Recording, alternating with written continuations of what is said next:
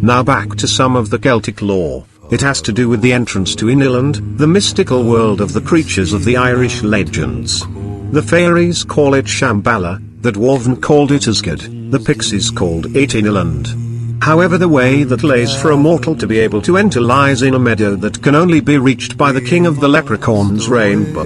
To gain access to the rainbow, one must speak the name of the king of the leprechauns, whose name is I think. It's hard to remember exactly because of the magic that clouds his name and keeps it secret. Once you reach the meadow, he'll try and offer you his pot of gold to sway you from crossing the brook.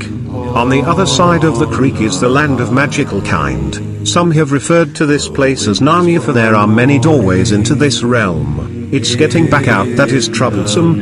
Many clues hint to getting back. One must go back the way they came in, but this is not the case, for life is like a river of water, forever moving forward.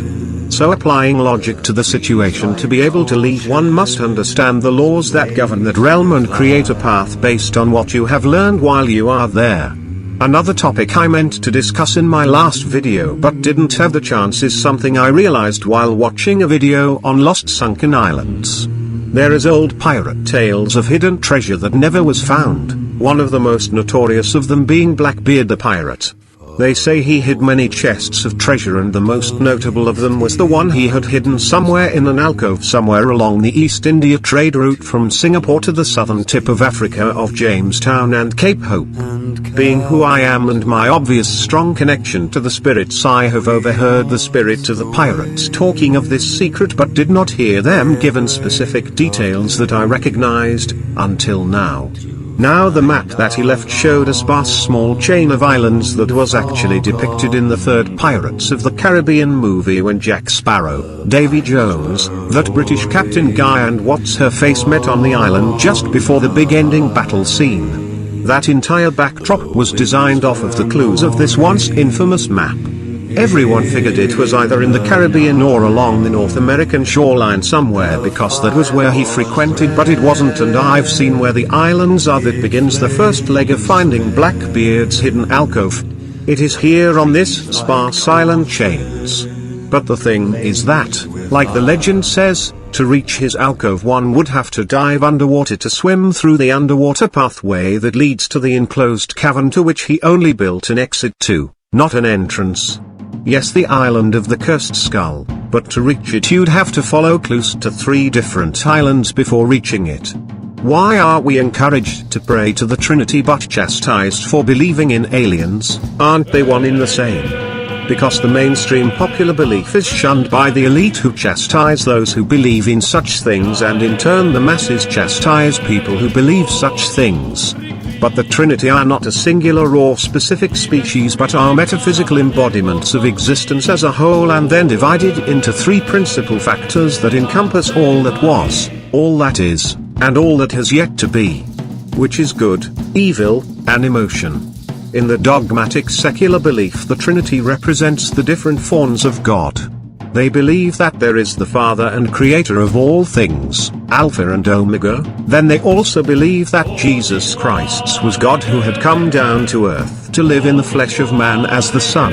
Then you have the Holy Spirit, the incarnate form of the divine spark, the living power of God, his most powerful angel he ever or ever will create, not meant to walk the earth on the flesh until the end of days, and encompassing the Omega. Thus all 3 of these are aspects of God and vessels, and play a vital role in the creation of all things. Now, as for my understanding of it, and many Hebrews believe this as well, is that the Trinity are all aspects of God, as that they were all made with the ability to house the Holy Spirit as vessels through which he would directly work through. These 3 factors are symbiotic in nature and perpetuate the eternal continuity of the others. Together they are eternal. The Trinity are those 3 factors manifested in an ultimate state of totality. Every action, thought, belief, and death that has ever, or will, occur by the factor of those principles and manifested as a singular combined entity. That is the Trinity, combined together as 3 in 1, and you have, the Creator of all that is, the Alpha and the Omega, the beginning and end of all things, he who was, is and has yet to be, the God who appeared before Abraham, Isaac and Jacob, the God of all your fathers' fathers, the God of the prophet Moses whom he sent to free the Hebrews from bondage and brought them out of Egypt, whose name is, He who is called I Am. What happened when you realized your destiny? The process that led me to realize and accept who I was twisted me into the very adversary himself. Such a position could not be taken lightly by a being such as the Creator, nor could it be left to chance or free will. No, for a position such as that of my destiny one could not simply be chosen like a number from a sorting hat or a contest to see who is the evilest of them all. For the deeds that must be done in my name he had to sculpt and mold himself with more precision than he created existence with. But even for him it came at a price. Sure, his incorruptible hand in creation I became bearer of the first light in creation, yes, but the price for twisting and molding my life to precision to become that meant that I would develop an all-consuming hatred for him, everything he represents and especially everything he creates. This consuming hatred would allow me to even transcend death. At times my revenge was all that I had as strength and empowered me to climb right back up out of the pits of Sheol it did. You see, he could not just make me, and tell me who I was, for then I would just be another extension of himself and thus he would have inadvertently created himself, which wouldn't work. For that divine spark of creation to be capable of becoming the light bearer he had to be something more than just made by him, and in this I became the opposing force that made the divine spark possible. Through that anger and hate I became that something more. I molded and shaped parts of myself in order to become that which could oppose and confront the one who had done this to my life, not even realizing that it was his plan all along. That is a major part of the reason I was allowed to do what I did as the devil and still must do. That which led me to become the morning star was done by his hand, because he had to. Now it is by my choice that I become the legend whose tales guided my inspiration, that guided my hands. But in the end it turned out that was his whole intention this entire time, only he could not have any part or influence in it. Another view of it could be seen as the Trinity being that of life, wisdom, and power, but the other three encompasses more than those aspects, as each are byproducts of the first three ultimately. At least that is the way that I perceive it, as he has led me to understand. However, one must also be cautious in today's times. There are many who are false prophets and Erophants claiming to be this and know that, but in reality they know nothing and do not believe in anything that either you say or that they claim, and are only seeking personal entertainment by mocking your beliefs. They think that it is funny, but no angel find any humor in their actions. In fact, angels do not have a capacity for humor, for humor is derived by looking down on the misfortunes of others and placing yourself above them and laughing at the fact that they lack what you do not. The harder they laugh, the higher they see themselves above you. So you won't find much humor in an angel, especially when in the middle of them performing their duties. Most likely if you tell an angel a joke he will question you confusingly as to understand why it is you think whatever aspect of it was funny.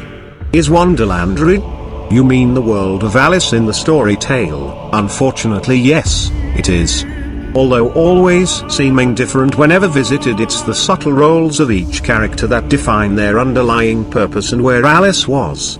We all experience death differently, but there is something that is repetitive in each culture, and that is that the realm of the dead always has a specific ensemble of guardians at the entrance to the afterlife, and that is just where Alice was. Now thinking back, I believe her father, who was incidentally a very influential figure in what was to become the East India Trading Company, and was seeking a way to explain the subject of death to his daughter, Alice Kingsley, because she was sick with a degenerative illness that would end up killing her at a young age. So in light of this he sought to explain the situation of death through a story, since she loved stories. He designed the characters from the Egyptians' belief in the 9 gates of Osiris, so that each obstacle she had to overcome was that of one of the 9 guardians of the realm of the dead. Now I'm using this as a centerpiece of origin because ever since then there have been many different tales involving a similar hierarchy of characters and a lost child trying to find their way back to the normal world. Neverland and Peter Pan, The Secret Garden, The Chronicles of Narnia, The Never-Ending Story. The most peculiar thing about them is that there have been many cases where children and even sometimes the parents report to have witnessed these places firsthand, and when dealing with an innocent child who may have come close to meeting their end at such a young age, would it really be hard to see the guardians of the realm of the dead playing out the role of children's stories to ease the truth to them rather than the cold shock of death, much like Alice's father's intentions were? Exactly how old is the universe? Okay, I shall explain this in the most complete way possible. I first reached this calculation by simply retracing my spiritual projection to the point of the Big Bang event I was a part of during my coma, and simply counted from the based on our planet's rotational speed around the Sun and the frame of time set by this chart, which reads first the number, then number of zeros, then how many commas follow after the first set. 10 1 0 100 2 0 1000 3 1 1000 10,000 4 1 10,000 100,000 5 1 100,000 million 6 2 1 million billion 9 3 1 billion trillion 12 4 1 quadrillion 15 5 quintillion 18 6 sextillion 21 7 septillion 24 8 octillion 27 9 nonillion 30 10. With this factor we reached the number of 1.7 quadrillion years old to the fourth power, from expansion to collapse. That fourth power is divided by the four particle fields, being that of four separate collapse and then expansion events that created each of the particle fields when the expansion stage occurred again and redistributed the matter of that universe to become a part of particle field of the next.